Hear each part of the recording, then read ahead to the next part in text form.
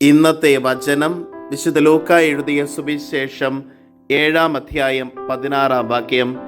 എല്ലാവരും ഭയപ്പെട്ടു.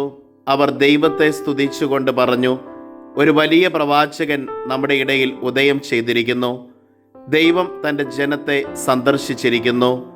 കാരുണ്യവാനും സ്നേഹനിധിയുമായ നല്ല ദൈവമേ, അങ്ങേ തിരുസന്നിധിയിൽ ഞങ്ങളുടെ എല്ലാ പ്രാർത്ഥനകളെയും ചേർത്ത് വയ്ക്കുന്നു. ഞങ്ങളുടെ അനുദിന ജീവിതത്തിൽ ദൈവത്തെ സ്തുതിക്കുവാനും അവിടുത്തെ മഹത്വപ്പെടുത്തുവാനും അവിടുന്ന് ഞങ്ങളുടെ മേൽ ചൊരിയുന്ന കൃപകൾക്കും അനുഗ്രഹങ്ങൾക്കും നന്ദി പറയുവാനുമുള്ള അനുഗ്രഹം ഞങ്ങൾക്ക് നൽകണമേ. അമ്മേ മാതാവേ, ഞങ്ങൾക്ക് വേണ്ടി മാധ്യസ്ഥം യാചിക്കണമേ.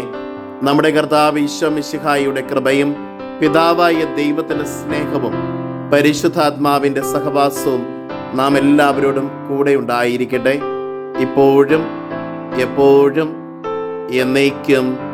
ആമേൻ. ഇന്നത്തെ നിയോഗം: അല്പസമയം സ്വസ്ഥമായിരുന്ന ദൈവം ചൊരിയുന്ന കൃപകളെ ഓർത്ത് ദൈവത്തിന് നന്ദി പറയാം.